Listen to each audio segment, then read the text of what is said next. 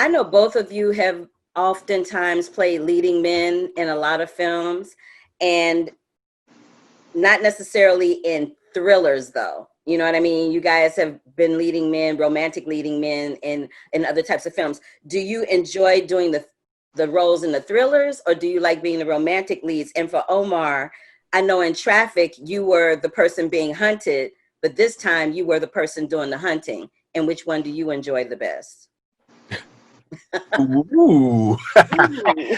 Well, you know, for me, that's why I mean, aside from the opportunity to work with Nia again and work with Steven, I jumped at it, you know, because the character was just like, I knew like my fan base would be like, I've never seen him, you know, in a role like this. And then from a creative standpoint, it was super refreshing for me as an actor, because, you know, it's playing a guy who's delusional. There's probably some mental health issues that went unchecked, you know, and it gets dark. And so that was fun. And like my favorite thing to do when we were filming this was I would creep out the script supervisor. So whenever we did a take, you know, I would look at her and she would be like, that was creepy. And I was like, all right, I nailed it. But I think, you know, we had fun, man. Seeing black and brown people in a film like this and it was so picturesque, right? It was beautiful scenery, and I love the fact that, you know, it's this husband, wife, they had a kid, they're successful, and we don't have to explain the why. It's just they're successful, you know, and we're humans, so we have human stories, and getting a chance to, you know, Netflix giving us a chance to get this out there, I think is important. You have anything to add to that, Steven?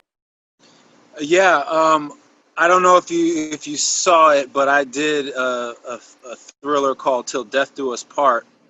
Yes, I did. A couple of years ago, and that was my one opportunity to play the psycho, you know, guy that Omar gets to play right now. And for me, I really enjoyed it as well, because it was a stretch. It was something where I could spread my wings as an actor, and like Omar said, give my fan base a view that they had not seen before. The only issue I had with it was, and I don't know if Omar experienced this or not, but because I got so deep into the character and allowing the demons that we all have to come to the surface and live at the surface for a number of weeks, where I was really on edge, it took me a little while to come out of that. It took me a good week and a half to 2 weeks to get away from that character and that edge, and push those demons back down into the recesses of my psyche. You know what I mean?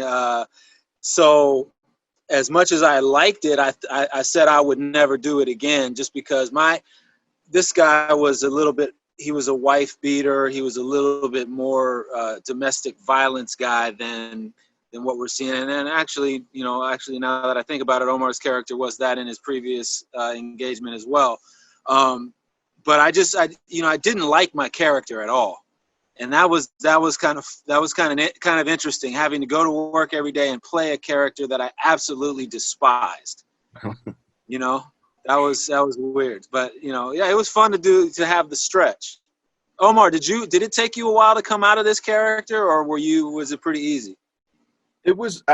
I've developed a process of decompression as an actor, which I think is important, because it's the roles vary, but certainly when you play in the dark energy, it can weigh on you and those around you and your family and all of that. So everyone has a different process.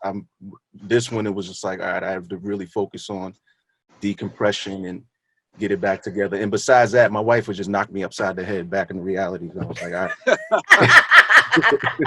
Well, I enjoyed both of y'all in the film. I was screaming at the screen because I love thrillers. It's like my jam. So I was screaming at the screen and just having a really good time. So thank you for taking time to speak to us today. I appreciate it.